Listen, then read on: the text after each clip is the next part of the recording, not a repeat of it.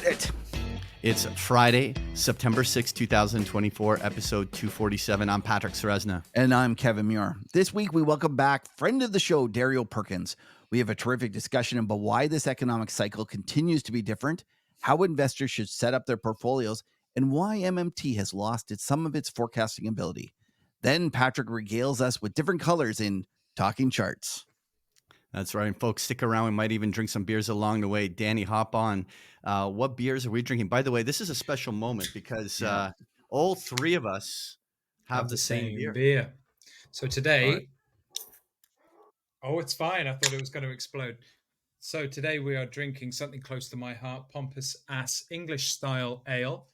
It pours mahogany, sturdy tan head, providing aromas of dried leaf with an earthy touch.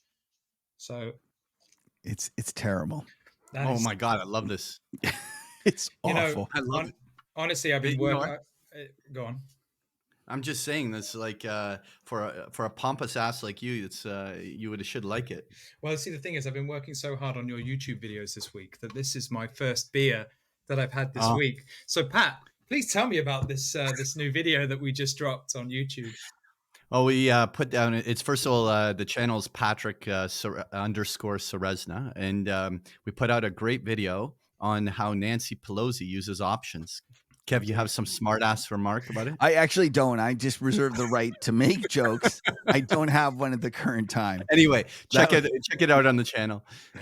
All right. We'll rate the beer afterwards. Give us some side effects, bud. Nothing in the podcast should be viewed as investment advice. Listeners should consult an investment professional before making any decisions regarding topics mentioned in the show. Side effects of too much huddle may include the hedge fund hiccups, Forex fever, or the risk management rash. Oh, I always get that. Yeah. But before we get to the guests, I just have to make a comment. Like, where did you find this picture of me? Because very few people knew that I worked at Taco Bell, and like now you've exposed everything. My youth has been exposed. So Patrick, I didn't realize that you had like that haircut, and you're looking good. Oh, you know what? It was the heyday. My childhood memories, my friend. Did you actually work at Taco Bell? Absolutely. My first job as a 16-year-old. Nice. They paid $4.10 an hour. There you go. The fact that you remember that. 3 months, they gave me a raise of 10 cents and I quit. But I got 3 months of burrito rolling in. Okay, we'll talk more about this in the after show. It's our great pleasure to welcome back to the show a dear friend that I've just always enjoyed listening to him, always enjoy reading all of this stuff. Dario Perkins, MD of Global Macro at TS Lombard. Dario, thanks for coming on. Good to be here. Friend of the show is my official title, I think. It is. This last time.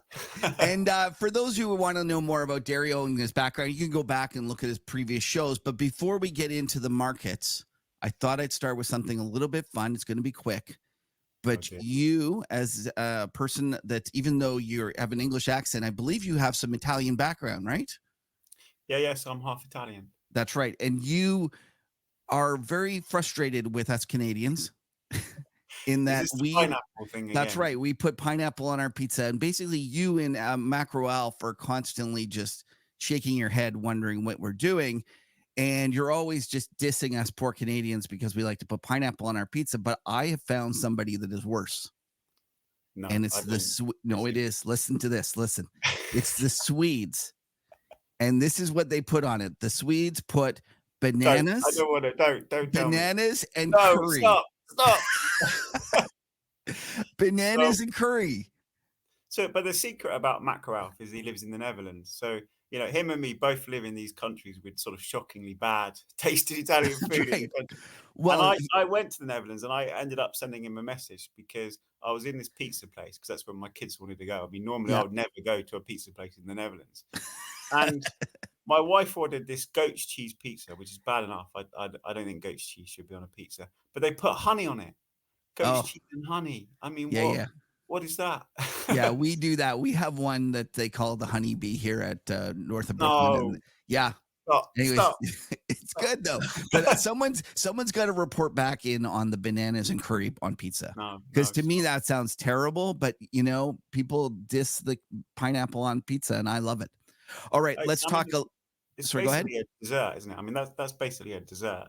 No, No, The mine or the No, banana one? they've turned it into just when you start putting bananas and stuff on it, I mean, you basically turned it into a dessert. I mean, it's not a pizza. But the thing is about, for all the sort of Italian anger, when we go to Italy, my kid's favorite pizza is one that's got sort of frankfurters chopped up and put on it and chips. There And you go. that apparently is fine in Italy, frankfurters and chips Oh, on a that's pizza. yeah, So that sounds like bullshit. I'm not sure what the rules are, to be honest. We have to get Macro Alf to let us know what the rules are. All right, let's talk about the markets. And one of the things that I've loved about you in this entire post-COVID environment is how you've continually stressed that this cycle is not like the previous cycles. And you've said that, like we shut down our economy, we then mailed everyone checks, we opened it up, and then we closed it, and then we opened it up again. And a lot of people have been kind of frustrated because it hasn't behaved like previous cycles. So Yeah. first of all, could you just kind of give us that theory and how that's kind of influenced your thinking over the past kind of few years? Yeah, so I mean, when did it start? I mean, I've been saying this for sort of 2, 3 years now. Yep. And I think it came from investors being confused. So, the sort of number one question has been, where are we in the cycle? And my response was always, well, this ain't a cycle. What part of this feels like a business cycle? And it's exactly what you said. But, it's because we shut down the economy. We put an enormous amount of fiscal stimulus. We reopened parts of it. I've heard you describe it probably 5 or 6 times. Yeah, well, I And love it. I use it all the time. yeah, I no, think I I've talk heard. about it every week. And I so, because but I think you can sort of think, well, where did this show up as economists? What were the mistakes that it caused? So the obvious one is leading indicators. All of right, these leading indicators that economists have built, they were two-thirds manufacturing. And when we sort of reopened the economy, you had this enormous pivot in spending from goods to services. So all of the manufacturing data just looked like shit. Global trade looked like shit. You had this big sort of overbuild of inventories because obviously all these manufacturers have been assuming that they were going to get COVID levels of demand forever. And right, so you had this enormous sort of swing in inventories. And so if you were using the leading indicators that people have built up, over the previous sort of 30, 40 years, they gave you this massive head fake because they all suggested we were going into this recession. And obviously it wasn't because you had the offsetting spending in services. And, when it comes to labor markets, which are really the essence of a recession, it doesn't really make sense to talk about a recession that doesn't involve the labor market. Services demand is demand for labor. So you were never seeing that sort of recessionary dynamic. And then you had a yield curve, which was massively inverted. And it was inverted because, central banks had tightened aggressively and then were looking to cut interest rates. Now, an inverted yield curve signals rate cuts. It doesn't signal recession. And there's been periods where you've had inversions and you've not had recessions because the central bank has cut rates. So they were looking at leading indicators. They were wrong. They were looking at the yield curve, and that was wrong. Then you had this sort of this obsession with the Phillips curve, which was just bizarre. The Phillips curve hasn't worked for my entire career since the sort of late 90s. And yet, people looked at it and they said, well, we've got high inflation and we've got low unemployment. So we have to have a recession to get inflation back down. Absolute nonsense. The Phillips curve doesn't work. So another mistake that economists made was this obsession with the Phillips curve and the sort of fake signals that was giving you. And so, a whole bunch of indicators, a whole bunch of models that economists have been using to analyze this economy, and none of that stuff really made sense in that sort of world that we were in. Do you think that if we had a recession that cleansed the system and then, well, not cleanse the system, but reset the system, let's say, do you think that these models would start to work again? Like, do you think it's a function of the fact that we are kind of off kilter? I think a big part of it is that we had this sort of huge distortions associated with the pandemic. If we had a really nasty recession, it would reset things. Then we'd all agree where we were in the cycle. We're in a recession. We'd be looking for signs of recovery in the right places. Areas like manufacturing, PMIs, that sort of stuff. That sort of stuff would come back. The question is, are we going to get that sort of gut wrenching recession, the one that sort of clarifies people's minds. And I think, I think where this maybe this sort of distorted cycle is still playing out is in labor markets. Because it's good that we're now thinking about labor markets, because 2 years ago people weren't thinking about the labor market. All that nonsense about it's a technical recession because GDP has contracted for two Right. quarters. I mean, that was the other mistake, because we were used to a world where you get sort of ups and downs in the economy, and that causes ups and downs in inflation. But that technical recession that we had in the US and elsewhere was actually driven by the inflation, because the inflation was squeezing real incomes, and that was causing real GDP to contract for those 2 quarters. That was quite unusual, and that was another sort of category error that economists made. So the question now is, you look at the labor market, and again, we're getting, in a normal cycle, we'd be getting a bunch of indicators that look, quite scary. So, employment growth has slowed, vacancies have fallen, hiring has stopped, wage growth has slowed. All of this stuff, would normally be signaling, oh my God, the cycle is about to end. Because if you think about a normal cycle, everything's sort of going along normally. Businesses are optimistic. They're sort of growing employment, and then something happens, something goes wrong in the world, an asset bubble bursts, or there's a credit event, or some recessionary force. Big energy shock is usually the one that kills it. And then companies think, well, something's happening here, so let's just stop hiring. And then it gets worse, and then they start to fire people, and then that causes a sort of reflexive dynamic that then feeds on itself. That's the sort of classic recessionary dynamic. This time around, it's sort of, is this sort of big head fake? Because we started from a really weird position. We started from a position where, because the economy reopened so quickly and the labor demand came back very strongly, companies had all these unfilled vacancies that they couldn't fill. You had these massive labor shortages. And then basically you had companies adding workers as those workers became available. So you were waiting for participation to pick up. You're waiting for immigration. We had a huge wave of immigration. And so vacancies have been coming off, but mainly because they've been filled by these new workers that have entered the labor force. And so, that sort of decline in vacancies is not a recessionary signal. It's a sign that the demand is being filled, that the supply is catching up. And then you get to the point where that demand has been filled, so employment stops rising, so employment starts to slow down, which is where we're at now. Right. Hiring stops because we started from a position where there was just a huge amount of hiring. So you look at all of these indicators, once again, there's a danger here that people are sort of misreading where we are in the labor market cycle. And obviously the labor market cycle is the one that's really lagged.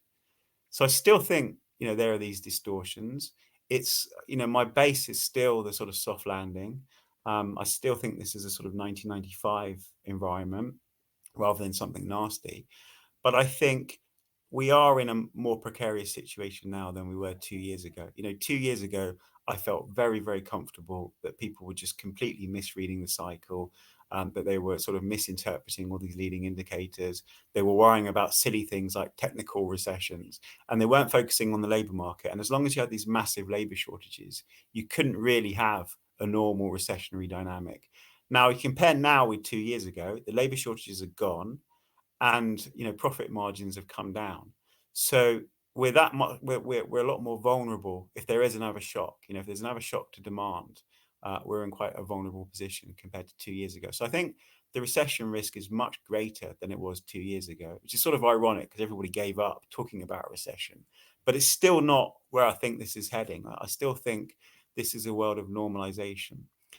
So Rather than sort of weakness. And the other thing is that we really have central bankers on our side now, because central bankers, they like to take the credit for things. So they like to take the credit for the fact that the labor market is rebalanced. They like to take the credit for the fact that inflation has come down. In their minds, it was their tight policies that have delivered this outcome. And so now they're desperate to pivot because they want to remove the tight policies before they start to do some damage. And that to me is quite encouraging, because it means that policy pivot probably arrives in time. Right. So much to unpack there. And actually, I love that you had a piece Sorry. recently. You said central banks better lucky than smart. And reminded me of that line. It says some people were lucky enough to be born smart, and then other people's were smart enough to be born lucky, which is one of my favorite lines. I just want to kind of touch upon this idea. You think that the chances of a recession have increased, but yet you're still not thinking that it's going to occur. And I just want to read something you wrote. 18 months ago, the whole macro community was on recession watch, with most investors convinced that an economic downturn was on its way. Obviously, that recession did not materialize, and today's discussions about the outlook are a lot more circumspect. In many cases, conviction has given way to uncertainty, which is probably why we keep seeing a toggling of the narrative between soft landing, hard landing, and no landing. And I think that toggling of the narrative is so important because it actually can occur within weeks. Like we went, in my opinion, we went from July 11th, we had that week CPI. And at first, it seemed like we were going to have a soft landing. And then August 2nd, we had the terrible unemployment report. And all of a sudden, we toggled to actually recession. And then a couple of, days later, we got some better news and we were back to soft landing. So we're kind of going between this soft landing, recession. And I think that's actually driving a lot of the market. I'd love to hear your thoughts about that. And maybe you could tie it in today with today's unemployment number that was, again, weak, but probably not weak enough to actually be definitive in terms of we're entering into a recession or it's just a soft landing. Yeah, and the start of the year, it was all about no landing. Right. So You're absolutely we right. went from hard landing, we sort of skipped through soft landing into hard landing, And, So we, and we have you this. sorry to interrupt there for a quick second. You mentioned this briefly in your other piece earlier. How you said that before they had actually gone from everyone was a recessionista, thought that we were going to be overwhelmed with this recession. And then all of a sudden they gave up on it. And it was like you guys are manic in terms of the amount you're flipping, flopping back and forth. We went from having like the most anticipated recession that never happened to there's no landing. And I love the timing because the timing just really messes with year ahead sell side publications because they all publish their year ahead outlook sort of early November, and usually that's when the sort of recessionista vibe is there. Yeah. And then as soon as new year starts, you get a bunch of really strong data, and then they suddenly have to suddenly it's no landing is back. So and I think that's actually part of it, to be honest. I think there is a seasonal pattern here. Oh, do So you? so part of it is that there is this seasonality in the data. So, we tend to get strong payrolls at the start of the year. We tend to get strong retail sales in the US at the start of the year. The manufacturing data, particularly the PMIs, has become incredibly seasonal. And I noticed on Twitter that somebody was sort of attacking the head of the PMIs about this, saying, why on earth have you got this seasonality? And his response was, well, GDP is seasonal too. So part of it, and I think so part of it is that, again, this is a sort of reflection of the fake cycle, because what happened is, normally if you get these big shifts in spending from one quarter to the next or 1 month to the next, you would normally think that was a seasonal pattern, because if you look at the sort of non-seasonally adjusted data, it is very, very volatile from month to month. And so when you had this during COVID with the lockdowns and the reopening and all of that stuff, and then new waves of COVID, the models that we use sort of attribute that to seasonal patterns. And so they change the seasonal patterns in the data. So Right. you have this sort of residual seasonality in a lot of these data, particularly payrolls, particularly the PMI, particularly retail sales. And even in the CPI, there's a bit of seasonality there. So some of it is that. Some of it is that the quality of the data has gone down. So if you look at response rates to economic surveys, they collapsed during the pandemic and they haven't really recovered very much. So we're using much smaller sample sizes than we used to, which is a problem. We've got the seasonality problem, which is a problem. And then we have central banks, which are data dependent. So they naturally draw your attention to the latest data point, which means that you get this sort of extrapolation of whatever the latest data is doing. And then part of that is that the central banks, sort of lack conviction. So, they're not sort of using their models. The models have been so bad over the last couple of years, and they've, really struggled with this fake business cycle. They don't have a lot of conviction about where the economy is headed. So that makes them much more sensitive to the latest data. And then you have investors, which, as we started out with this discussion, investors have basically been confused for 3 years. The economy hasn't conformed to any of the ways they usually think about what should happen in the economy and what you do at different stages of the business cycle. And so you have this sort of lack of conviction, which just then gets amplified by the data dependency and by the data itself, which is more volatile. So Right. basically, it's a mess. It's a complete mess. Um, Quick question about the seasonality. I understand how the fact is you use historical data to create the seasonality. Typically, how far back do they go? So when will this COVID type years drop off of the seasonal adjustment factor? Well, it will linger for a long time. So normally you go back quite a long way, but the fact Oh, that do you? yeah, Like five, normally 10 years? Like how long is it? well, I think you go back to the start of the data series. So it Oh, you depends how do? long the data series. Well, Oh, yeah, I okay. mean, when you sort of download a series and it's season adjusted all the way back to the start of the data. So it's just that the shifts were so big during the pandemic that they've Right. changed some of those seasonal patterns in the data. Got it. So Okay. so it's going to linger. You would think that at some point they will start to change the data and take account of the fact that the seasonality is shifted around. So maybe there's a bit of smoothing that goes on with some of Right. these theories. I think that's probably the best word to use to describe There's it. going to be Um, tinfoil hat theories about that as well, well. yeah, I don't want to get in. Well, I mean, the stuff that I see on Twitter about the distrust of statisticians is, I think with things like this, I mean, I used to work in the government sector. I think if there's ever a debate about whether something is a sort of fuck up or a conspiracy, it's usually a fuck up because the conspiracies. I know it's people will say like the government is the stupidest organization around, and then they'll attribute all these sophisticated conspiracies on them. I'm like, no, you can't have it both ways. They can't be the stupidest and then also the most diabolical in terms of stuff. Exactly. In terms of one of the things that I've found interesting about this cycle that I think is a little bit different in that we've had 40 years of disinflation that had lower and lower interest rates. And if we look at the cycles in terms of where the Fed cut to, like the last two cycles, the Fed either cut to 0 or 1%, or actually three cycles, it was either 1%, 0, and 0. Do you think that there's almost a residual like bond market bullishness bias that's just we're gonna have to just beat it out of people? Like like here's a question for you. Where do you think the trough of the next cycle is on the downside? Like how low does the Fed cut? Well, I don't think there's any chance we go back to zero. I don't think there's any chance that we're going back to QE. Ultimately, it comes down to, are we going to have a recession? Which, I mean, the risk is there, obviously. Right. And if we do, is it going to be a deep recession or a mild recession? And the only way you can really think about that is to look for sort of deep underlying imbalances in the economy. So you're looking at balance sheets, you're looking at the credit cycle. And I just don't see them. They're just not there. The corporate sector is in really good shape. Profits are still going up. Normally you'd get some deterioration in the corporate balance sheet, which then triggers a recession. Well, Right. we don't see that. The household sector is in really good shape. You're not seeing sort of massive overinvestment anywhere. You could argue that AI investment from the tech companies is big, but as a macro story, it's really not that big. It's nothing Okay. like .com.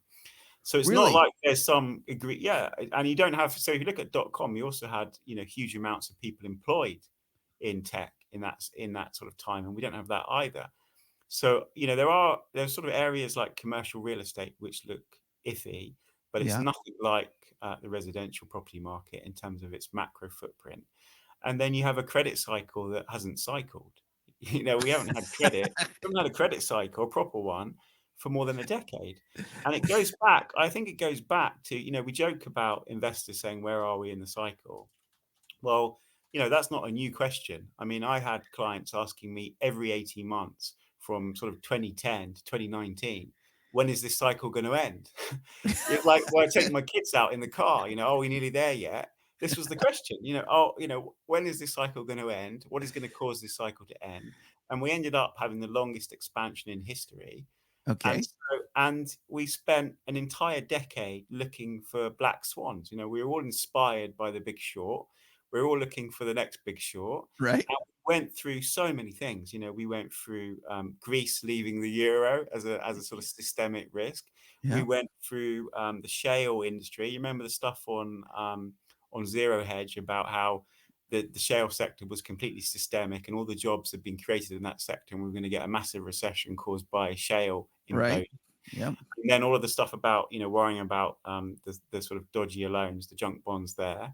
Yeah. We literally had a Chinese Lehman moment every 18 months for 10 years. Yep. Is this the Lehman moment in China? We had Mageddon. Remember Mageddon? That was something that was supposed to be a complete disaster. Yeah. We had how many iterations of European politics that were supposed to destroy the global economy. We spent all of that time looking for the next black swan. And then when the cycle does end, what is it that causes it? It's a bloody pandemic that nobody thought about. Right.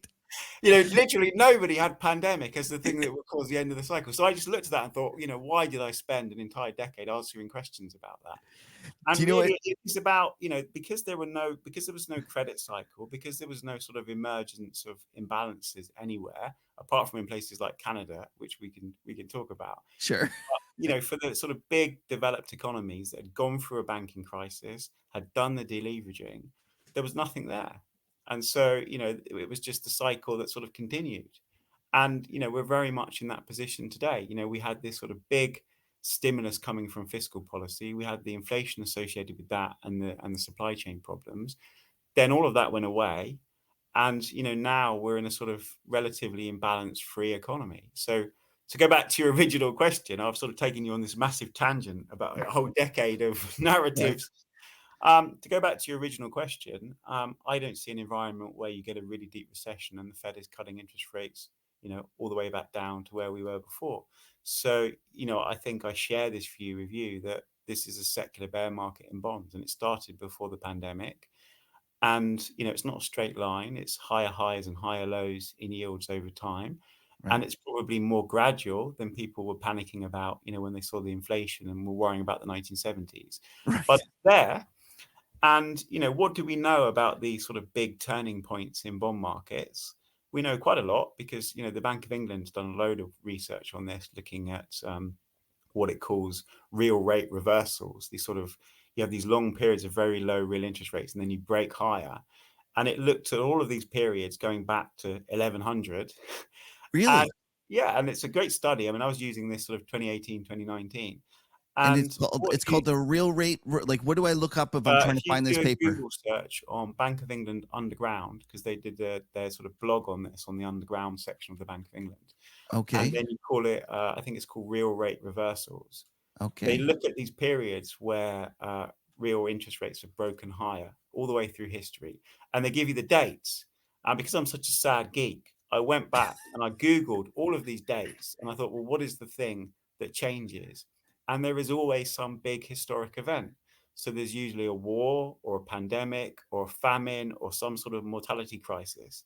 Right. And so you know that these sort of inflection points, they're caused by big historic events. Now, I don't know about you, but over the last 3 years, it certainly felt to me like we've been living through some big historic events. Yep.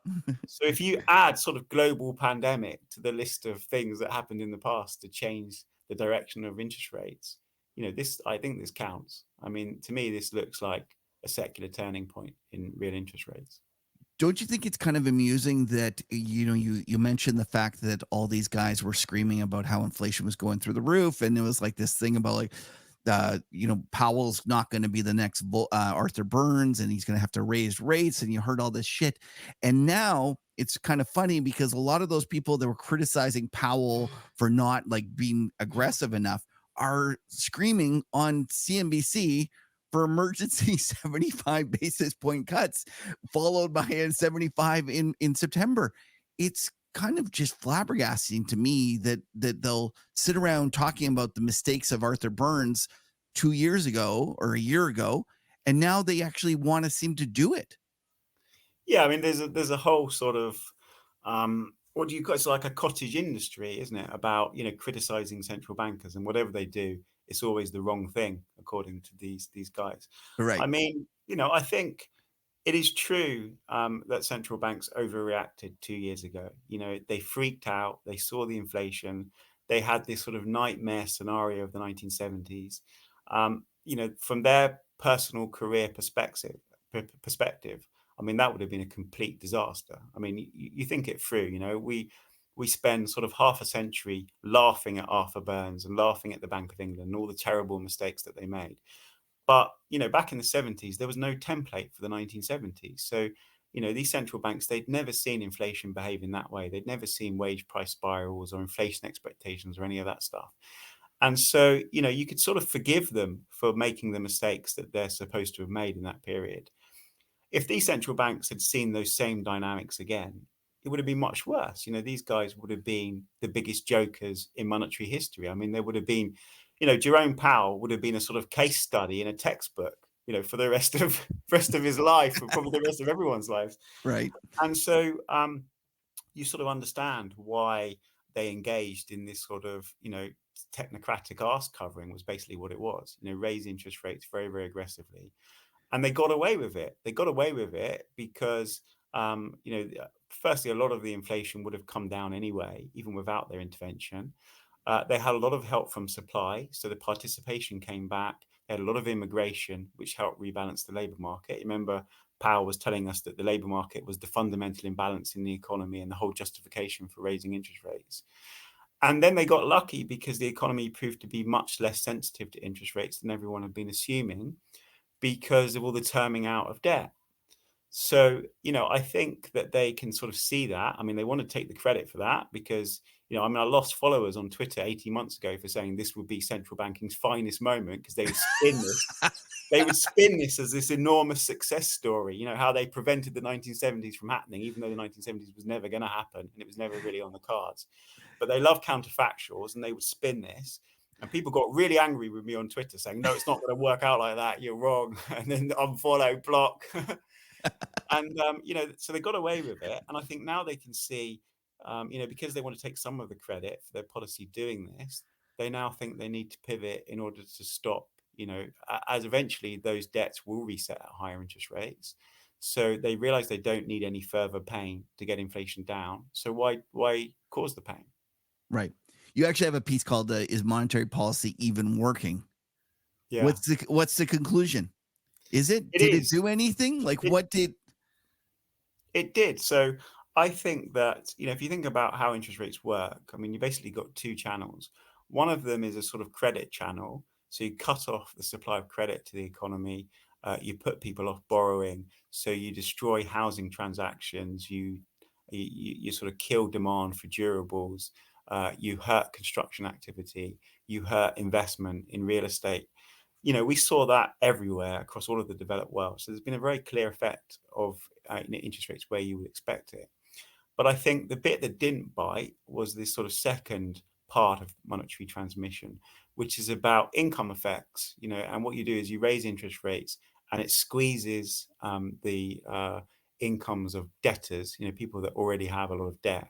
Right. And then eventually, if you keep squeezing them, you get to the point where you start to cause financial distress in the economy. And then you can trigger a sort of credit event. Well, because there's been so much terming out of the debt, and because there's been so much deleveraging in the private sector, particularly for households, that part of the mechanism has never really kicked in. So you didn't get the big squeeze on existing debtors. You didn't get the credit event. You didn't have any of the financial distress that people feared.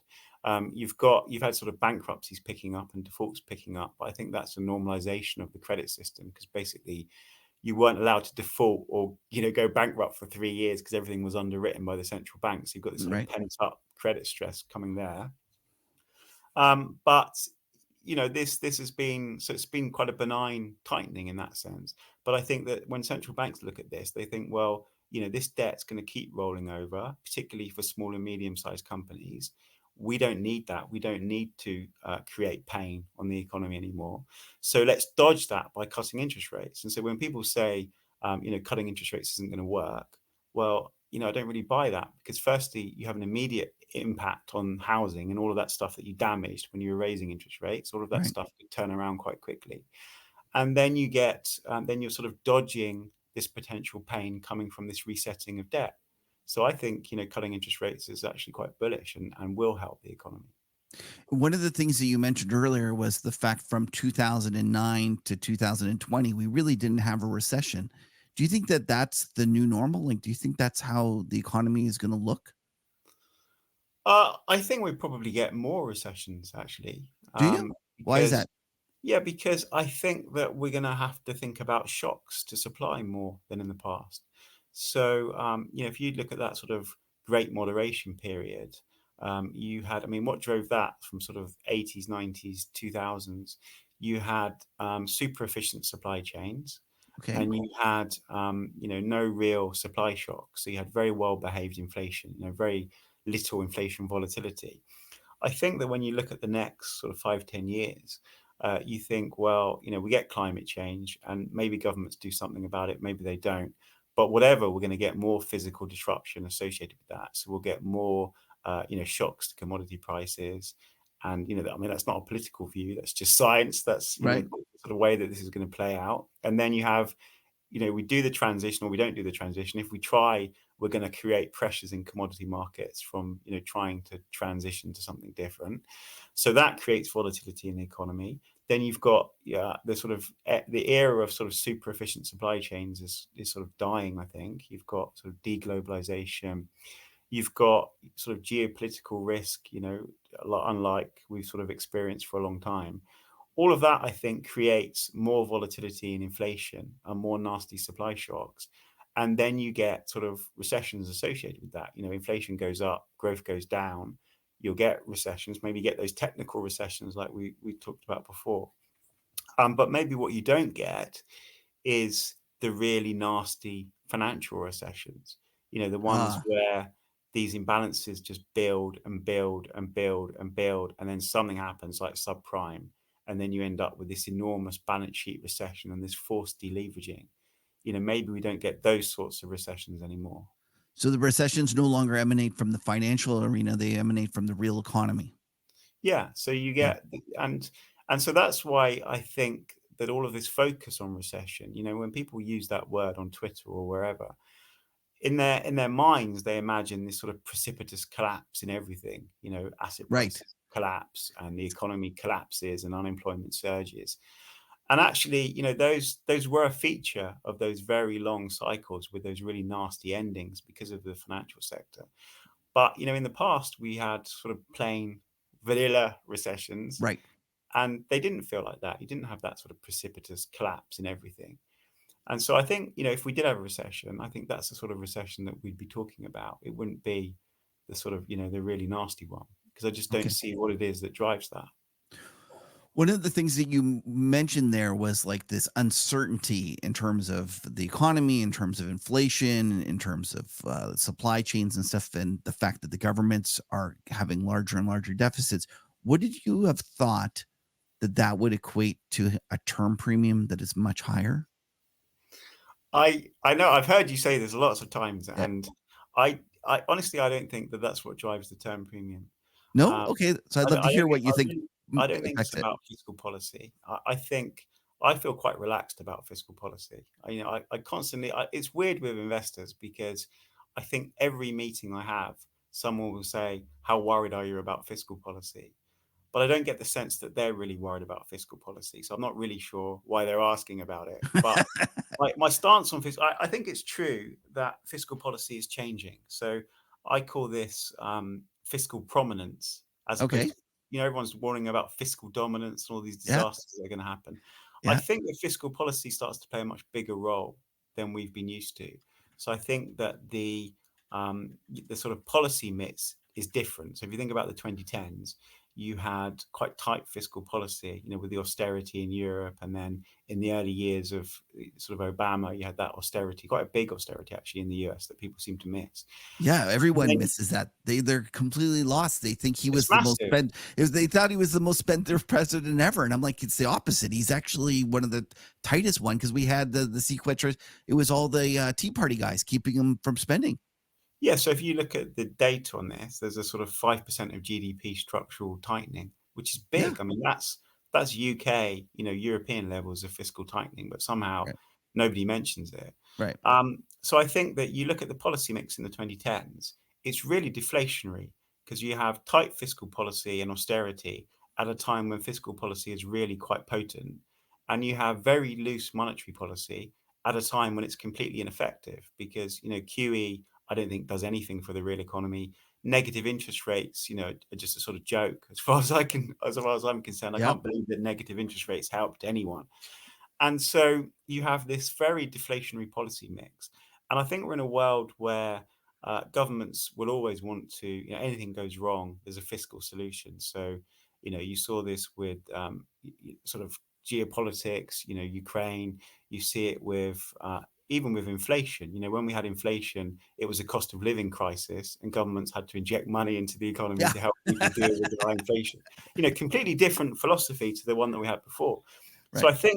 I think fiscal policy is there, and I think it's much more expansionary than we've been used to, and I Okay. think that's reflationary. I don't think it causes a crisis. I think that a lot of the sort of simulations you see these charts of debt servicing costs spiraling and deficit spiraling and debt spiraling, and they all assume that interest rates are going to be structurally higher, but they don't do anything to GDP.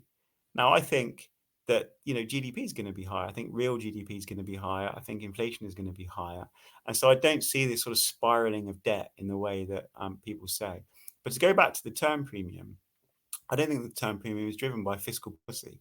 I think it's driven by something deeper and the sorts of shocks that the economy is experiencing. So, in that sort of great moderation that we described, you didn't have to worry about supply shocks at all. Everything was demand. You had a series of asset price bubbles. You had central banks raising interest rates and then cutting interest rates. Inflation always moved with growth. So, stronger growth, higher inflation, weaker growth, weaker inflation.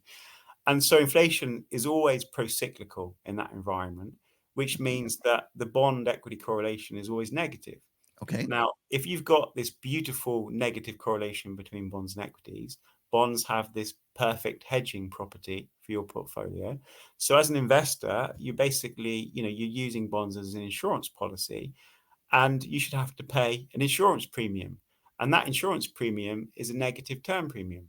That's Okay. basically the cost of the insurance. And so, when I saw that negative term premium, I didn't think it was about QE or central banks distorting bond markets. I thought it was about, what was happening with the structure of the economy. So if we're now in this different world where you start to get supply shocks more often, which means that there's going to be times when inflation goes up and growth goes down, so it becomes counter-cyclical inflation, and we had a very clear taste of this over the last couple of years, then the bond equity correlation starts to become positive, and so the insurance property in bonds is diminished or diluted, and so the term premium begins to widen. So to me, that's the thing that drives the term premium higher over time. It's this Okay. realization that the insurance properties in bonds are not what they used to be. And I don't know how long it takes investors to realize that that's the case. How many more supply shocks do we need before people Right. realize this? Because as you said at the start, the psychology right now isn't there. But we know from the 80s that when you saw the reverse, when you saw the collapse in inflation volatility and you didn't have to worry about supply shocks anymore, people didn't want to go near bonds. So I the hear term you. premium stayed really high Yep. for like a decade. And then For eventually sure. people realized this is a different regime in bond markets. So maybe Yeah. it's just that in reverse. But I think I have to emphasize that I'm not sort of pessimistic about this stuff. I think we are going to get more supply shocks.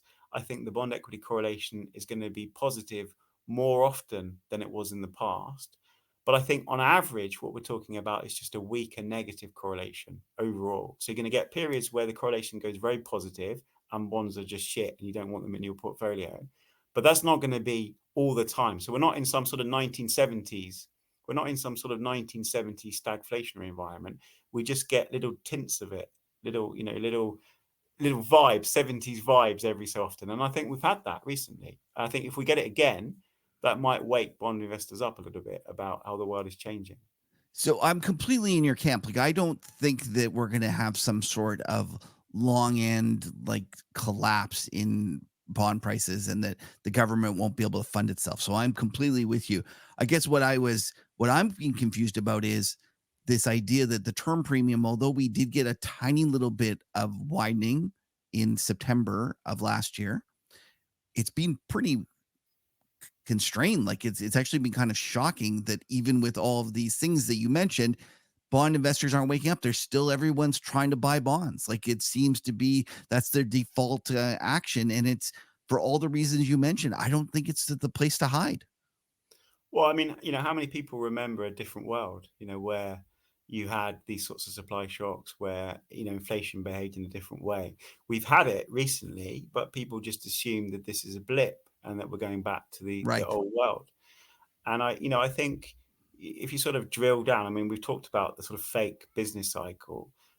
I do think things have changed compared to 2019. So this isn't just all one big head fake. We are seeing, below the surface, this sort of shift in the globe, in the economy. Different role for fiscal policy compared to what we had before. Deglobalization is real, I think, and it's happening. You start to get sort of higher levels of investment in all sorts of things. AI is one of them, but it's not the only one by any means. I think that, for me, what sort of inspired the fake business cycle was that it was history, basically. I did a lot of work on the Second World War. And, if you look at that Second World War period, there were sort of two phases. So the first phase was this sort of fake business cycle. Inflation went up and then it came straight back down again. So you had immaculate disinflation. You had 2 quarters of negative GDP growth. You had a technical recession. If you'd been a sort of modern investor in that period, you would have been completely confused by the business cycle in the same way that people have been confused over the last couple of years. Okay. But then, when all of those sort of distortions had washed out, there was this very strong consensus among economists, which was that we were going back to secular stagnation, because you'd had this financial crisis 15 years earlier. You'd had the Great Depression through the 1930s, so this long period of secular stagnation. You then had the Second World War, which was basically, enormous fiscal stimulus. Yeah. And then the very strong, this sounds familiar, doesn't it, all of Yep. this? 100%. And then you have this very strong consensus that we'll just go back to the way that we were before, that we'll go back to secular stagnation. We'll go back to sort of very depressed real interest rates and all that stuff, very low Yep. inflation. And we didn't. Something different emerged on the other side of the Second World War. And that was, what I've sort of called the macro super cycle. There is this inflection point in the macro super cycle. And I think that's what happens again. And we've sort of gone through the first stage of this playing out. The second one is that, we will see that the world economy looks a bit different to the one that we were used to. And over time, we'll look back at COVID and we'll say, yeah, that was a secular turning point. That was the macro super cycle turning. But this is, I think this is quite gentle. It's quite, it's not that people thought we were just going to sort of jump back to the 1970s, which is just mad. We spent 40 years dismantling that economy. I mean, that's what neoliberalism was. It was destroying that economy and taking it apart and destroying, labor power. And you can't just recreate, all of the trade unions and all of the structural institutions that we had sort of half a century ago. But I think we're beginning to sort of turn the dial and head back in that sort of direction. I don't think this is, people will look at this and be really pessimistic about it, but I don't think it's that bearish at all, particularly compared to the 2010s. I mean, the 2010s was a pretty crappy economy. Yeah, I'm actually shocked at how many people look at that and think it was a great time. And the reality is it was the weakest economic recovery in 40 years. And the worst productivity in 150 years. Oh, I didn't realize that. Because, so we have UK data goes back sort of centuries. Yeah. It's the weakest decade for productivity since the Industrial Revolution, so 150 years ago. Yeah. And, it was crap because we had all the deleveraging after the global financial crisis, particularly private sector deleveraging. We had the government compounding that with austerity or just refusing to do more to support the economy. So we had this really horrible deflationary policy mix. We had this sort of lukewarm economy, discouraged investment. It discouraged technological diffusion. So technological diffusion basically stops. So you get a few superstar companies, doing the investment, making the returns. Everybody else is just dependent on cheap debt and cheap labor. Okay. And it's just a really crappy environment. And I think that's what starts to change. I think you get a higher pressure economy. You're going to get faster wage growth. I think you'll get higher inflation than we had before, but in a subtle way. And I think you said this as well. You get a sort of 2% inflation floor rather than a ceiling. So it's not nasty. It's not the 1970s. Right. It's reflationary. And I think that this is the perfect environment to get much higher levels of investment and much higher levels of productivity. So I'm not bearish about this stuff at all. Right. I think we just sort of stumble into a better economy than we had before. And it's not by design. It's not like some civil servant has imagined how they can make the world better, because that would scare us. this is just almost by accident. They've sort of fluked their way into this. Well, I might argue that the problem was in the post GFC world, they could rely too much on monetary policy. Like they just thought monetary policy could fix Yeah. everything, and the reality was it couldn't. And we needed fiscal. And anyways, but that's neither here nor there. And Let's and so we end up in a better policy mix than we didn't go full MMT. So MMT would be set interest rates at zero forever and then use yeah. fiscal policy. We didn't go there, but we have we've still got the independent central banks. We've still got the sort of the ability to fight inflation using interest rates. But we have governments that want to play a different role to before. So I think this is actually a pretty good outcome. Speaking of MMT, I read in one of your pieces, you said that even the father of MMT, Warren Mosler, is saying the government is spending too much. I thought that was kind of funny. It was the podcast. I think we've had similar views on MMT, but I think that one of the things that has irritated me a little bit with MMT is their views on monetary policy. Because and I think this is where we disagree a little bit about this. Okay. I've heard you saying that higher interest rates are stimulus, and Yep. I just don't buy it. Firstly, you did have a very clear effect of interest rates in areas like housing and consumer durables and credit. Credit just basically stopped, private credit. I Right. think there has been a flow of income from the government to very wealthy people. Most of the MMTers are pretty wealthy, by the way, so they see this flow very tangibly. Stephanie Kelton joked with me on Twitter about this. She was getting a kitchen done with the money she was getting from her bonds. But that's not the reality, because firstly, the people that get squeezed by higher interest rates, they're much more likely to be spenders rather than savers. I mean, that's the whole definition, isn't it, of spending versus savers, borrowers versus savers. The marginal propensity to consume of a borrower is sort of 5 times that of a saver. So the idea that they just go out on this spending spree and that adds net stimulus to the economy, I'm just not buying that at all. I think that there is that income flow, but it's a very partial part of how interest rates affect the economy. And I think this comes from a bad place, because I think the reason that MMT don't want you to raise interest rates is not because they genuinely believe that higher interest rates will cause inflation. It's because some of the really basic principles of MMT start to break down when interest rates aren't zero.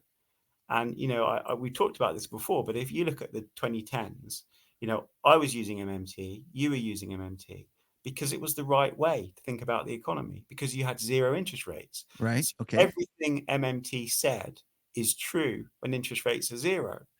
The problem is, and this was always my problem with MMT. When I first started writing about MMT, people were saying I was an MMTer, and it sort of came up with my name on Google, MMT. And but I think the thing that people missed is that MMT would sort of sow the seeds of its own destruction, because MMT would create the exact sort of environment where it wouldn't be appropriate to have zero interest rates anymore. Then the sort of basic principles was, so all this stuff about money financing and debt financing being the same, and all of that stuff that and QE and all of that stuff, it was all based on this zero interest rates. And so if you're an MMTer, you really need interest rates to be kept at zero, because once you get into the real world where you've got independent central banks setting interest rates and they're not just going to keep them at zero, it starts to break down a little bit. So I do think that sort of argument about higher interest rates are stimulus, it doesn't make sense, but it's also coming from a bad place, because it's coming from a sort of theory where you actually need interest rates to be zero for a lot of MMT to still function. So I thought MMT was really useful in the 2010s. I think I got excited about it because it told me that something was really changing in the way that policymakers were thinking about the world. Right. You get these very long super cycles in policy. So you go back to the 1920s, monetary policy is completely dominant. You have this enormous credit bubble and it bursts and you get the Great Depression. And then suddenly monetary policy doesn't work anymore. And we shift into fiscal policy with the Second World War. And then, the sort of post-World War II economy is a much more fiscal economy. And then you end up with the stagflation. and fiscal policy doesn't know what to do anymore because tightening fiscal policy is too hard. So then you get independent central bankers and you get complete monetary dominance. And so for sort of 30 years, it's all about monetary policy and nobody cares about fiscal policy. But then we had another debt crisis and another sort of Great Depression, although it was not nearly as bad, secular stagnation. And then you start to see that pendulum shift again back towards fiscal policy. Right. And I think, like me, you could see this happening, 2017, 2018, 2019. And then with COVID, it went into hyperdrive, and we completely moved that pendulum all the way back to fiscal policy.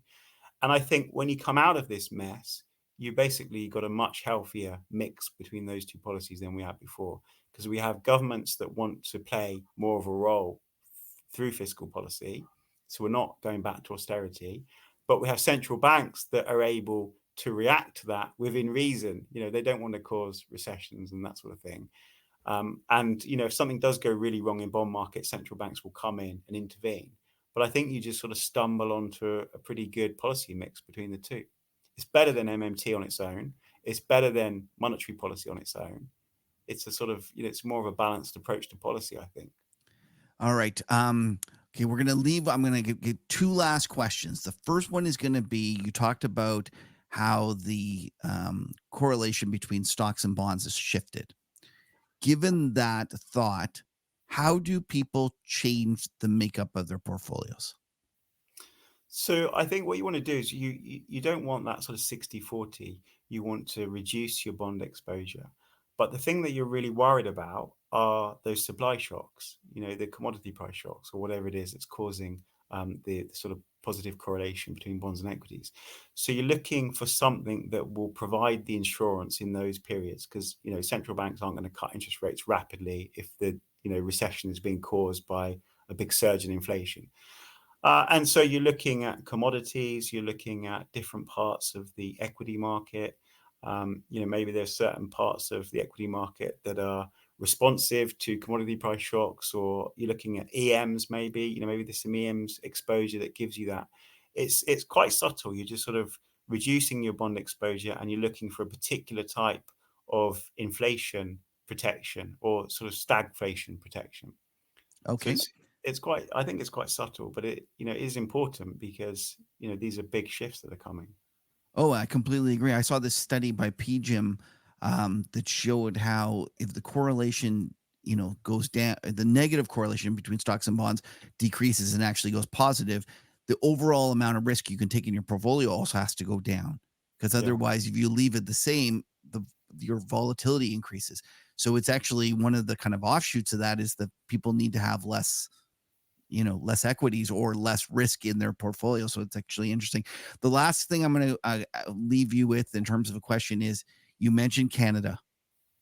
And I think you have probably, I'm going to guess, and I assume that you're probably in the same camp as me. You're probably not as optimistic about our economy. Why Putting is it that? lightly. Well, I think the last time I came on, you wanted my view on something that wasn't really priced properly. And I felt that Canada just looked like an accident waiting to happen.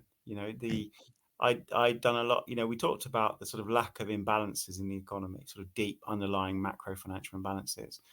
But, when you look at all of the developed economies, Canada always comes out as the one that looks really, really dangerous. And so, I thought as soon as they raise interest rates aggressively, it would break, housing would break and the banking sector would break. And it hasn't happened. And I couldn't figure out why until I watched one of your podcasts a while ago, talking with a sort of Canadian specialist. Right. The real And estate fellow, it Ben turns out, Rabideau. yeah.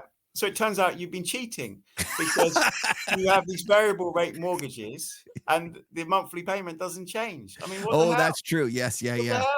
hell? So interest rates go up, and so then the duration of the mortgage gets extended, and you just pay less in Yep. principal and more People in had infinite mortgages that they would yeah. never pay off. So that's why there was, if you think about sort of subprime and how that blew up, it was that mortgage reset that triggered all the destruction.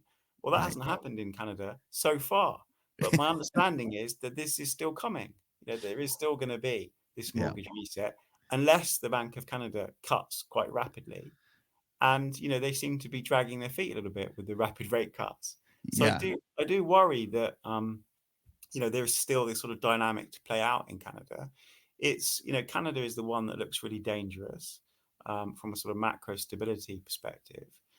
It goes back to sort of stuff the BIS was doing. So if you go back after the global financial crisis, because they're always late to these things, they did a lot of work looking at, what was the thing that predicted banking crises and predicted balance sheet recessions. And it was always about private credit, in particular, sort of true variable rate Right. private debt. On every metric, you've got the level of debt, you've got the expansion in debt over the last decade, you've got the shift into sort of short-term exposure to interest rates going up. On every metric, Canada came out as the one that looked really dangerous. There are others. The New Zealand looked a bit iffy. Sweden still looks quite dangerous. The UK, to some extent, look. I called them monetary canaries because I figured that if everyone's waiting for higher interest rates to break something, and I figured that there were some economies that were much more sensitive to interest rates going up than the US, and so those were the monetary canaries, and those were the ones that we needed to watch. Right. And some of these canaries are starting to look pretty sick. They're looking pretty unwell. And I think those are the areas that you see this potential. If something's going to break, it's going to be there. I think they look much more sensitive than the US. I know we all focus on the US because it's systemic and it's the one that matters to financial markets. But these other economies, I think, can tell you a little bit more about the stance of policy and the sort of dangers that having interest rates too high might eventually create. Like, I completely agree. And in fact, that you were mentioning Sweden with Canada, I'm wondering if it has something to do with our pineapple and the bananas on pizza, something like It's that. God punishing you. What can I say? That's right. You're going to mess with pizza, then. All right. Now we're going to end with one last question for you, and it's my triple B's. I call it something that you have recently discovered that you think it's new and you just love. It is either a book, a band, or a broadcast. And broadcast can be a podcast, it can be TV, it can be anything. What do you got for me? So I think the first one's going to make Patrick feel slightly unwell, which is that you started sending me your weekly sort of rundown. And in there you have this audio file, which, to be honest, I didn't click at first because I thought it was just you reading out the Yeah, email. I know. And it's Even though I actually wrote that, Dario, I wrote that. It's not just me reading it out. so what I like about it is that you run through. You've got sort of all of these pundits on TV talking, and you're sort of explaining, what it is. And sometimes you're taking the piss, which I quite like because I reckon the pundits that really wind me up are the same ones that wind you up. It's just that you're a lot more polite than me. So I think if I was doing that, I'd be quite mean. Some of these guys really irritate me. It's sort of, what do they call it in the US? They call it sort of Monday quarterbacking or something Yeah, about. yeah, Monday morning Yeah, quarterbacking. Yeah. exactly. So I think a lot of these pundits are quite annoying, and so I find that really useful as a sort of update on what's happened over the week. Oh, And because it's not just you talking, it's also right. a whole bunch of people, giving you different views on the market. I really like that. You used to do it on the huddle, but then you stopped. Yes, But you're absolutely correct. I your got new it. special section, I really That's like right. that. So I'm glad Well, that you thank brought you it very back. much. That's very kind of you. But but if you think sort of broader, I guess the thing that my favorite TV show, and it's not recent, but I've just started rewatching it, and because I watched it sort of real time as it came out, episode by episode, I'm now just watching them all, sort of night after night, which is Gomorrah, which is an Italian. It's really underrated, but it's a sort of cross between The Sopranos and The Wire. It's Okay. set in Naples, so it's all about the Neapolitan mafia, and it is just the most amazing TV show. And it's if you look at Twitter, my picture on Twitter was actually taken from that, and I can't change it now because you can never change your picture on Twitter. But it's just such a fantastic TV show. It must be up there as sort of one of the top 3 or 4 TV shows. And who And I makes think it? it's Sky Italia. So there's Sky Okay. TV. I don't know if you have Sky TV in Canada or the US. We have Sky TV here, and this is the Italian version of Sky TV.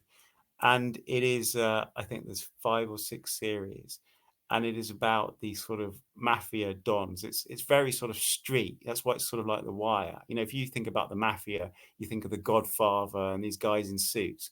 Well, this isn't. This is sort of real life. Right. This kids on mopeds, and it is just so good. And the sort of relationships between the characters. That's the sort of Sopranos angle. You sort of like this family vibe between different characters. It's so Is it in good. English or is it in Italian and dubbed? So it's dubbed, but Okay. the thing is that even if you're Italian, you need the Yeah. dubbed because the whole thing is in this sort of Neapolitan dialect. Now, I don't know if Macro Alf understands the Neapolitan dialect, but I don't. So you need the subtitles anyway. And Okay. I think maybe that's the reason it hasn't sort of exploded in the way that it should have done, because people don't like to watch this thing with subtitles. But it is so good. Just watch a couple of episodes Oh, and that's awesome. you'll be Okay, hooked. well, I'm gonna go try that. That sounds like a perfect thing. All right, Dario, it is such a pleasure having you on. I always learn so much. You've got me rethinking MMT in terms of does it work with positive real rates? I actually have never thought about that. So I got some homework to think about. For those who are interested in learning more about you, let's start with the retail folks. They just go and follow you on Twitter. Is that probably the best way to kind of do it? Yeah, so I'm pretty active on Twitter. I mean, it's sort of a bit of sassiness, Yep. I sort of joke a lot on Twitter and take the piss a lot, mostly out of myself, to be honest, because I think that's the fairest way to, if you're gonna take the That's the piss out of British in someone, you there. That's the just British in take you. the piss out of That's right. yourself. Exactly. So what's your Twitter handle? So it's just my name, Dario Perkins, at Okay, Dario. Dario Perkins. And then Uh, for institutional clients that are interested in learning or getting your stuff, I guess if you're a client of TSM Lombard, you just reach out and ask for your stuff, or how would yeah. institutional guys get a hold of you? So they can send me a message on Twitter or on email. It's pretty easy to find my addresses and stuff. We have a sales team. I mean, I don't really use Twitter to try and sell things. I basically use Twitter thinking out loud. Usually Right. I'm working on something or thinking about something. So you can reach out to me there. We have different levels of subscription and stuff, like any sell side house does. But Twitter's the best place to start always with this stuff. Okay, that's great. Well, And I Dario, write it's a been, blog. I have a blog as well. I don't write it too often because the I bosses didn't get know that. cross. Like you have a Yeah, blog? Like is it like a yeah, yeah. blog for the public?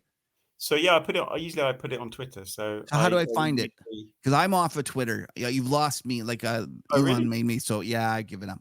I'm off Twitter. So how do Are I you on find your something blog? else, or have you just left No, social I media? basically just like you know what my wife said, try it with it. Try taking it off your phone. Show me you can do it.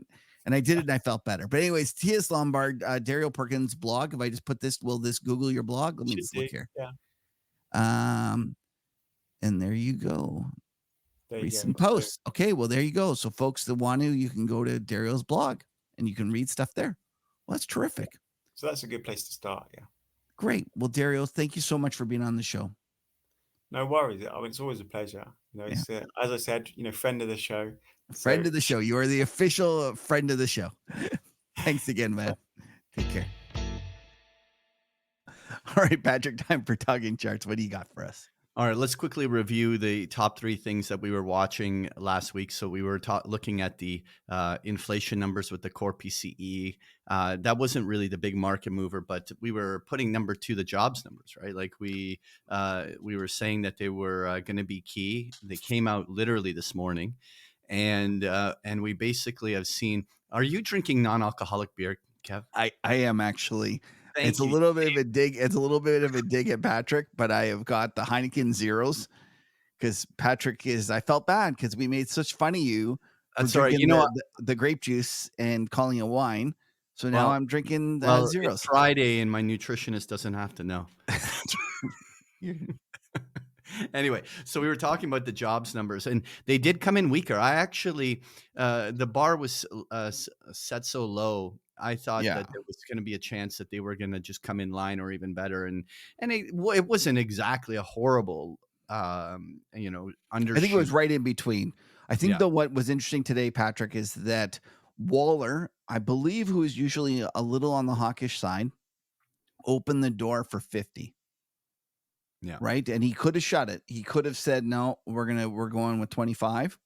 He opened the door for 50. So if you actually like look at the 2-year future, can you pull that up? Yeah, Like yeah, yeah. intraday? Well, listen, No, actually, no, just like an intraday thing. I know we're going to talk about the okay, market and stuff like that, but if you just uh, you'll so see here, what happened was originally we got the rally, the intraday, if we can get it.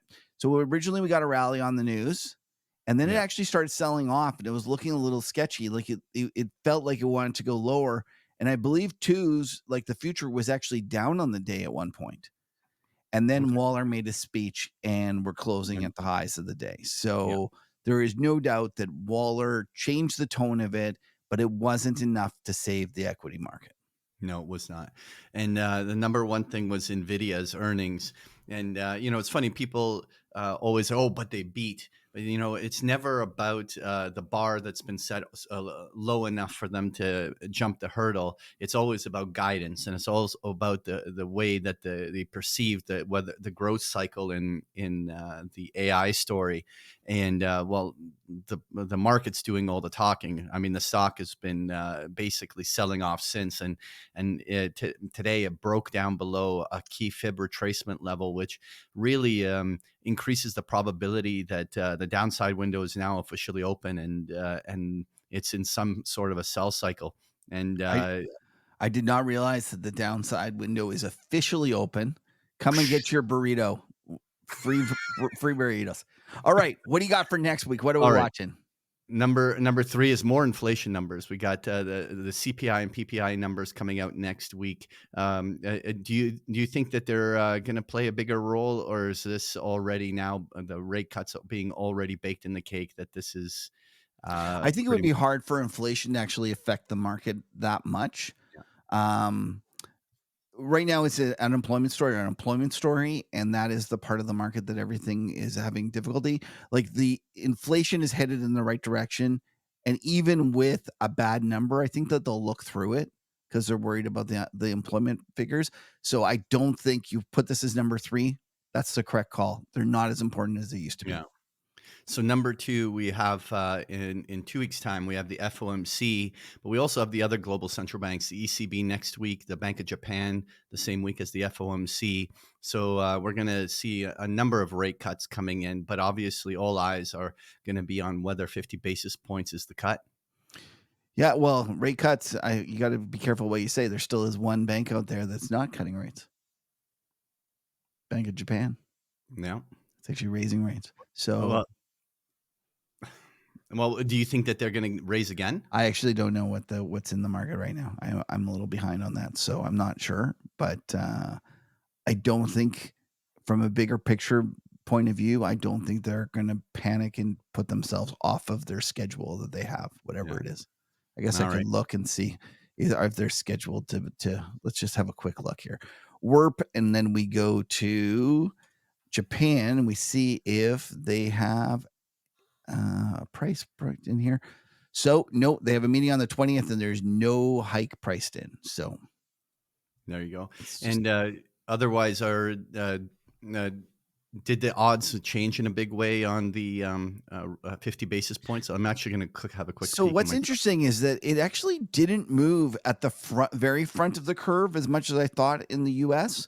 Like if you have a look at it, we're now at 132% chance of a 25 basis point cut, which means it's 32 and a half for an Yeah. actual 50. And I think at a certain point it was 40%, so it was higher. Although what has happened is they put more of a chance of 50s kind of out the curve. Actually, you know what? Right here, I'm looking at the CME, and they're actually only putting the odds of only a 25 basis point went up actually to 71%. Now only 29% chance of 50 basis point. So I don't know what changed, because that number was like 43% chance of Yeah, 50 that's why basis. I'm saying they took it out on terms of the 50. For whatever reason, even though Waller seemed to have moved the 2-year, he Yeah. didn't move the very front of it. I I Yeah. I happen to think that a lot of people are looking at it and saying, you know what? It's actually down the middle. Chances are they're going to go 25. I'm sticking with 25, Patrick. Yeah. I'm Okay. sticking with 25. I don't see a reason for them to go 50 unless the stock market unless there's an event between now and then, something that makes it blatantly obvious that they have to be far more aggressive. But I don't think that that's out there now, and Yeah. so I'm with you. Listen, I've listened to a lot of different arguments. Ultimately, And the so people because we that's both agreed they're going to go 50. yeah, that's right. Ultimately, the people that are in the 50 camp, their argument centers upon that R star is much lower, Yeah. meaning that the rate that the Fed has to get to is much lower, so you might as well increase it and get going. And I kind of pushed back on that because it was only like in May that what's his face was writing, Williams was writing op-eds about how our star was way higher than the Fed understood. So given all this uncertainty out there, I'm not sure that the Fed is going to be as keen to get that 50 under the hood and under their belt. And I suspect that what you're going to find is that Powell is in his nature a conservative fellow. And I think that he's going to go the conservative route. There But you I go. have heard lots of good arguments why they should go 50. All right. So number one, Yeah, what do you got? will Kevin eat crow? Why am I going to eat crow? Because you have been talking about all of these things like the bond, you can't go long the long bond, Yeah, but and like you and that you should own the Russell over the Nasdaq and shit. And okay, well this the has been Russell's nothing worked. but oh The come on. Russell's Okay, worked. let's have a debate about Kevin's calls. All right, Okay. the first of all, let's just talk about the bond because the bond was the No, primary. and remember I said you should own twos over the long end. Right. Okay. So the So TLT 230, from 230s has okay, worked. listen, the TLT from trough to peak was 6% up. You go the TUA, which is Yeah, but you have you to know buy you're more of the TUA. You can't no, do because it's that. well, okay, but the point I'm making is the fact that being long bonds has been working just fine. Yeah. And you're No. basically your argument is that this is like a not going to work, and this is there's gonna be nothing I there. I well, okay, so if you're gonna talk about the squiggle, then you're right. You got the little squiggle. Like I'm not gonna disagree about that. All And right. like listen, I've only been saying it for like I wasn't bearish on bonds like at the lows. I was actually bullish. Remember that? When everyone was Yeah. telling me like everyone was sitting there telling me how term premium was gonna explode, I was saying you should actually buy bonds. Right. I still feel dirty about it, but I was actually long bonds there for a while. But All I right. so I So anyway, let's talk about the Russell then, right? Like, okay, so the S&P 500 from peak to trough in this little sell-off is down 4.5%. Just so I'm rounding. okay. The Russell in this window from peak to trough is down 7%. And you go No. peak to trough So on the Nasdaq, which is a little bit worse. What is it gonna be like 8%? The point I'm making here is that there was absolutely nothing of an advantage in owning any Russell over Nasdaq bullshit. Like you're like this is this my whole argument was that all equities were going to correlate, and there was no point in speculating this. Even the idea of going long Japan, like the Nikkei, because it's cheap. In the From peak to trough here in this last sell-off, it dropped 7.5%. The point is that all of these equity markets did the exact same thing. There's no place to hide in any of these things, and I think you guys are being too fancy. The fact is well, that equities are going to eat it. so Patrick's woken up and decided on violence today, folks. I don't know what I've done. So okay. I'll let him have Anyway, I just I'm not gonna fight with you. Like if you wanna go and argue that that was the case, and good luck. Like I all wish you all the luck. I'll meet you in the machine, buddy. all right. We're meeting in the machine anyway. Uh, Enough picking on bad market calls, Okay. but Patrick's very sensitive to bonds, by the way. It's because he was so spectacularly wrong in being bullish the whole way that, like, oh my it was god. the world's biggest generational bond bear market, and nobody talks about this. That everyone was trying to buy it the whole way down, lecturing everyone about it, Are and you so saying that. that I was long bonds on the way down? Like so you're pretty good about not doing it, but listen, going into it, you were taking stabs on the long side. Don't lie to me. I may have gotten burned once or twice. Yeah, like you were not shorting the long bond. You were buying the long bond because of that. Anyways, I did not short the long bond. yeah. You're correct. Anyways, All right. let's keep going. Okay. So the S&P 500, obviously we had a big down day. It's interesting that we have this magnitude of a sell-off, but yet um, we still haven't seen this do anything out of character of what a typical pullback looks like. Like at this moment, this has still only been about a 50% retracement of its prior rise. So we rose about 550 points. And right now, from peak to trough, we're down like 250 points. And so we've given back half of the gain. If for whatever reason this market can hold the line at 5,400, then arguably this isn't yet a bearish breakdown in the markets that is going to just go out of control. But this is a very important pivot in my mind, because this is a place where the bulls, if they were going to buy the dip, would buy it right here. And if nobody shows up to buy the dip, the market's fucked. Like, the point is, this is the moment where, in the next, couple trading sessions, if the market is going to fade, a very short-term oversold market, we should see the reactions to the upside emerge early next week, is what the point I'm making. Okay. And if it doesn't, we don't see any of the buyers come in, that's just gonna mean that, we might be testing the August lows very quickly. I don't disagree. I'm pretty bearish on the stock market, so I'm not going to argue. So moving on. By the way, like the VIX, the volatility, we're at 22. Like that's a implied daily range of like 70, 80 S&P points. So I mean, today's move in the market is still somewhat within the frame of a daily implied range. So it's not exactly like a 2 sigma move or something at these levels. But the interesting thing will be whether or not the trend turns. But the volatility premium is there. Like right now, you're paying up. The skews are steepening. People are just nervous, and they're paying up for insurance here. And I think that, don't forget, there's also the election. I think the election's going to keep it bid for a while. Yeah. That's the other thing. Like, so let's imagine elections on November 5th or something like that. So that really means that your 30 days. So VIX is what, 30 days. So the October VIX is Yeah. what you should really be trading. So that's not really that far now. Like and that could be influencing the whole curve at this point. All right. So let's go on to the dollar index. And the dollar bounced, first sold off this morning, came for a double bottom retest, and is fading off of that low. But what is interesting is that I wouldn't want to call any turning point in the dollar yet, because there's no technical evidence that there's any new accumulation starting. But the euro is at a major multi-year overhead resistance, trading up along 112 highs. The the US dollar yen just retested its low, right?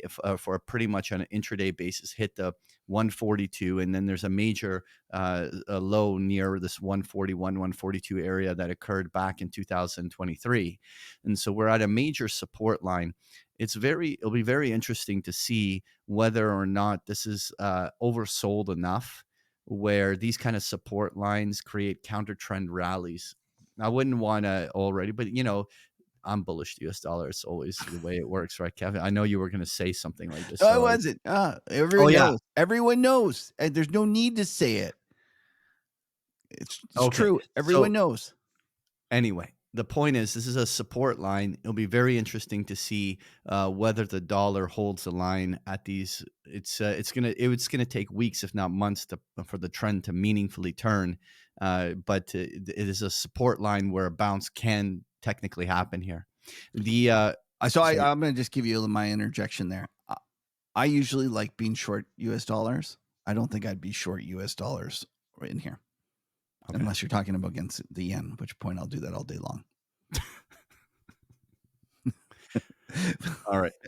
But All like right. the rest of them, I'm I'm very not gonna say anything. I'm actually nervous about the US dollar going bid. I think that there's a good chance. And Okay. and we're seeing like I'm sure you're going to talk about commodities, but commodities are ugly looking, they're scary looking. What is this? What are we looking at here? Crypto. What is it? I just wanted to point out that Bitcoin did some serious technical damage in the last 2 days. But it's It's okay. That trades on fundamentals. It doesn't trade on technicals. It doesn't absolutely. matter. But in a period where the whole market's vulnerable for a risk off cycle, Bitcoin's breaking out. It's coming to a key support line. We could see 40,000 on the downside if not if this thing is broken some key levels. 40,000 is in play here. Well, Uh, I don't know, man. I'm not even talking I'm about telling Bitcoin. you. I'm Okay. telling you. All right, so gold. Now the Gold. interesting part here about gold is that will we see it just act like a risk off asset, like a risk on asset, where when everything is getting nervous, then people are selling. They sell whatever they can, and we just see a little bit of selling pressure. I don't know whether I feel confident that gold can act as a risk off asset and proceed higher the way a long bond can. And so I had to throw that in there. The but Ah. but the point being here, it's heavy along the highs. It is still a very clean bull technical trend, and in you can I don't like calling tops on something that hasn't broken yet. So in the end, at this stage, being long is there, but it's the question I'm just simply asking, and is that will broad selling in the other assets influence gold and potentially drag it lower with it? What's your So thought on that? I think it will, but I think what'll happen is everyone will get bearish. You'll all of a sudden get all the FinTwit guys talking about how it's going down. It's going to head to, they'll have some crazy number. It'll be down 300. Because let's face it, everyone wants to buy gold down 300, Yeah. and it's not going to go there. It'll go down 50 or 100 or something. Everyone will get really bearish, and then Okay. People's Bank Will of come in. China will just be like, okay, I'll take it. And I still think you buy the dips. And when they Yep. look the scariest is when you buy them. Oh, I'm long-term bullish gold, so I'm not gonna Right. push But back I'm on saying that. that, like, if you actually got like some technical damage that was, you're telling me, okay, this is it. This is now the technical damage. I'm like calling BS. And I'm saying that the People's Bank of China is going to just use that liquidity. All right. I'm gonna fade it. But having said that, I would not be adding to it up here. I do think that it's gonna get dragged down by everything else. Like Okay. there will. So I agree with your analysis that there like is heavy. It's having trouble. Today was down $20. It is a better place to hide than the Russell. Okay. So, let's, I don't know where you got that. I said that. I said the Russell could outperform the Nasdaq. I never said you should hide in the I Russell. know, Yeah. but the point is that like, and we had the debate as to you're talking about these fancy long short trade that is actually not really working. Like it's maybe But it's not working. Like you're making okay. it sound like it's been a disaster and they've But been the going right problem down. is that a lot of listeners that, don't know how to put on long short combinations, will, be inclined, "Well, that means I should own some Russell," and, But that's the bad I've adv been I like know you do. I've been I know. I've been more bearish than you on the stock market. Oh, Like what do I you think mean? I'm Mag like the 7 perma bear, I buddy. was Don't, like like, try to be more perma bear no, than but me. like in terms of like lately it's been like I've been saying Mag 7, like you got to be just completely and utterly short the thing. I wanna It's talk Mag 7. Let's put that up. But okay. first of all, crude oil trading literally at, two-year lows. Um, Very oversold. A major support line. I mean, technically, I wanna, call it for a bounce, but, will the whole market, cause this thing to spill more? It's at a major support line. This is where bounces happen. I think that, on balance of probabilities, this could swing back to 72, 74 very easily. Okay, so here I'll fade this. I think that everyone that I know is long oil or energy stocks. Everyone is sitting there going, "What the hell? Why are these things so weak? They shouldn't be so weak." They're all feeling pain. And these are a lot of smart people that I respect, that I think they're going to be correct, that I feel like the market gods are going to shake them out. Or no, shake some of them out. I think So that's what a bear market does to well, I everything. don't, but I'm not even saying it's a bear market. I'm saying that it just feels like there's too many people long these things. And I suspect that, like, let's pull up Oxy. Yeah, Like yeah, yeah, like yeah. We looked at this chart, which are in the yeah, I Q know, and but A. it's like another one. Like it's finally cracked. Like it's like these Yeah, things are headed lower. There's going to be a whoosh, and then you buy the whoosh. Like there's going to be a point where on FinTwit, everyone's talking about how oil stocks are going to zero. They're going to be like talking about and then negative you buy. oil. Then you buy. So All right. that's all I'm saying is because it just feels like, and listen, there's a lot of smart people that I really respect that are like talking about buying these things. And yet every single time you turn around, they're all just hitting support, hitting support, hitting support. You know, my theory, there's no such thing as a quintuple bottom. There's no such thing as like a quadruple bottom. They're gonna go test it. We're gonna do your what is it? The Turtle head. turtle head. They're gonna turtle head. All right. Well, listen, let's talk copper, which is going to turtle head as well, because there is, for what's my saying is there is no Eiffel Tower formation that doesn't first hit the concrete side on the other side before it bounces. This has got to finish its Eiffel Tower formation, buddy. I love your bearishness here. I have a feeling the copper is going to Oh my be. God, my bearishness says Mister Guy that's saying I'm the most bearish guy on I know. equity. But I'm saying your bearishness in copper. I love it. Bring it You're gonna, on. Let- yeah, just like all your bond shorts. Okay, so let's talk Mag 7, then we'll leave it at this. All right, so what I wanted to Was highlight. someone mean to you today, Patrick? Was that Almost what happened, cried. buddy? No. Come on, you can talk about it. Talk about your Okay, feelings instead of just taking them out on everyone. I wanted to be a little bit mean today. Was was That's true. was your co-partner in the other show mean to you? And now you get to come over here and you're going to be mean to me. It was You so should really mean. use your words. Use your He was words. so. Say you're not feeling good. Say you're sad. All right, let's talk some Mag 7s, buddy. Apple has been one of the Mag 7s that has been holding up better than rest. The other one has been Meta, right? Like they're at least closer to their highs. They haven't really started doing technical damage, but there are some ugly Mag 7 stocks out there. Like the way Google just broke to a fresh new low. That's like active distribution. The bounce on Google couldn't even make it to back to 175, somewhere near a 50% retracement. Just so weak. Amazon bounced, but overall that bounce was barely a gap fill. And this is highly vulnerable for continuation on the downside. Microsoft, a question I have is that going to be a big head and shoulders topping formation that is being put in up there? And even you take a look at Tesla, that bearish engulfing candle today came right off of a fib zone. It's like this thing could easily be heading right back down to 150. There's a lot of Mag 7s, obviously, and then there's Nvidia, which now is broken almost right back to its August lows. It's pretty ugly in the majority of the Mag 7s. And if Apple and Meta, for whatever reason, join the party, then you don't want to touch the space at all. Like this is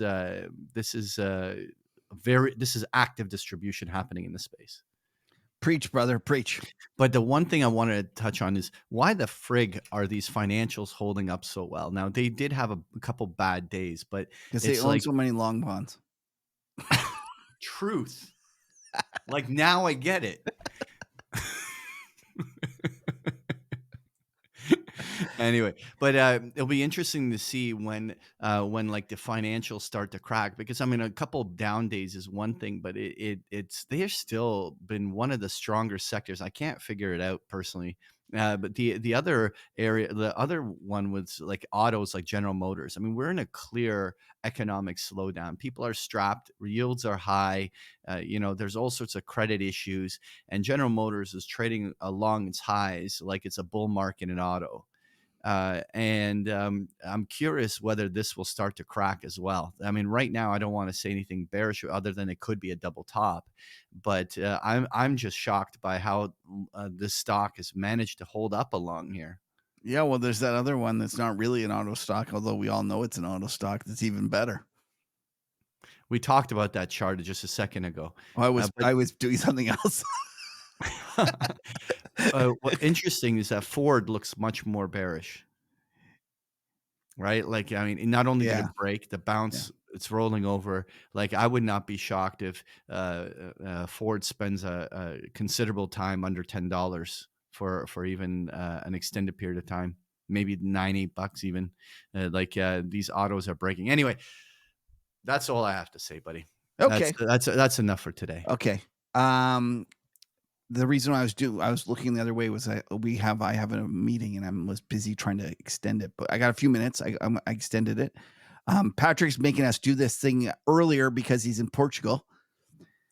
Busiest day of the year, and he's like, let's do it early, like right at the close. So here I am trying to manage positions at the close. All right. Thanks for tuning in, folks. Patrick, where can they find you, buddy?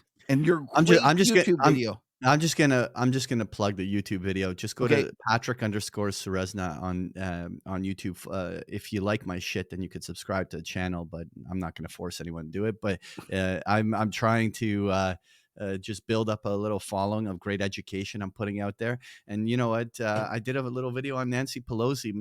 No politics, no nothing. All I wanted to do was just talk about how she puts on her trades with deep in the money call options. And so I explained the strategy she's used numerous times to put on trades. And I hope everyone gets some value out of it. Great. Kev, where can they find you? You go to the macrotourist.com. Listen, bull market, bear market, we're just happy to spend some time together on this crazy ride. Now stick around for the after show. Daniel. Hello. All right. What do you think of the pompous ass? Right. I've got some comments to make on this because because this reminds me of One second. Have you been sitting there for the past hour just thinking about this beer? It's like you got on, you're like, I got some things to say about this beer. Proper Englishman. Right, I'm going to have it out with this beer. Basically, This is awful. It's absolutely awful. This reminds me of being 15 years old in a pub in the middle of nowhere drinking John Smith's. It's absolutely foul. The funny part about it is empty. Yeah, I know. Still finished it though. Still crushed it, you know. Okay, so what's your verdict? What's your score, buddy? That's a 1 out of 10. That's awful. Oh, I like it. That's a bold score. I like it. That's a pompous ass score. Exactly. Like from an Englishman. Exactly. That is bold. I like it. I like the boldness. How about you, Patrick? I kind of liked it. I'm a little embarrassed to say now. You like it? Well, I think it's terrible. But anyways, I'm with Daniel. But what are you scoring? I'm actually I'm enjoying it. Like I'm not saying this is like a great beer, but I certainly am not finding resistance drinking this. Okay. Like no, I'm gonna give it a 7.4. No. Oh, that is so wrong. I'm sorry. I'm gonna be honest. I'm just gonna be me. So I'm a Canadian. I can't give ones, especially to a Canadian beer. But I have to be below 5 because I agree with basically everything Daniel said. So I'm going to go 3.9. Oof. It's terrible. It is. It's bad. Yeah, but listen, we like Great Lakes Brewery or whatever. I'm sure there's going to be other ones. And I think it was really, you know what? Daniel was just offended because pompous ass and it was like English style ale. I came in hot. Offended. I came in hot. hot. I did. I come in a little hot there. Maybe I should have just. Maybe not. Yeah. What else was? Oh yeah, we got to talk about Patrick's Emperor Strikes Back. Back at the back. Oh, look at for those folks who don't know, he's busy doing that stuff in the Death Star. He records in the Death Star. Listen, Danny set up this fucking studio. So that's what they all say. He said I needed a lightsaber. I just said sounds kind of cool. Do you know what it is? Danny and his buddies were like, listen, this is what I'm going to do. I'm going to tell my boss that you need a lightsaber. And I think he's going to fall for it. And then you guys can have a good laugh. You can get on and you can watch him. So, listen, I got to tell you a quick story before we get. Okay. Yeah, I have to go. Yeah, I'm just thinking. Yesterday, I got tickets by surprise to go to the Portugal-Croatia nations match here in Lisbon. Yeah, and I saw Cristiano Ronaldo score his 900th goal. You didn't really? Yeah. And so I got to see. I've never seen a game with him live ever. And I got to see the game that he scored his 900. That was a really cool experience. But how far away were you? Were you doing this? Oh, I was. Oh, yeah. No, I didn't see it well. Oh, okay. No, it was on the other. I was on the other side of the field too. I was like behind the fucking Croatian net. And so wow. I was like, No, not Croatian. I was behind The Portuguese. the Portuguese net, so it was on the other side of the field completely. But I was there. That's That was cool. awesome. Yeah, yeah. All right. Any fun stories, or you got to go? I got to go. Like they're All bugging right. me and stuff like All that. right. Anyways, listen, buddy. Have a great week. I'll see you in a couple of weeks. Thanks, everyone. All right. Thanks, Take care. everyone. Cheers.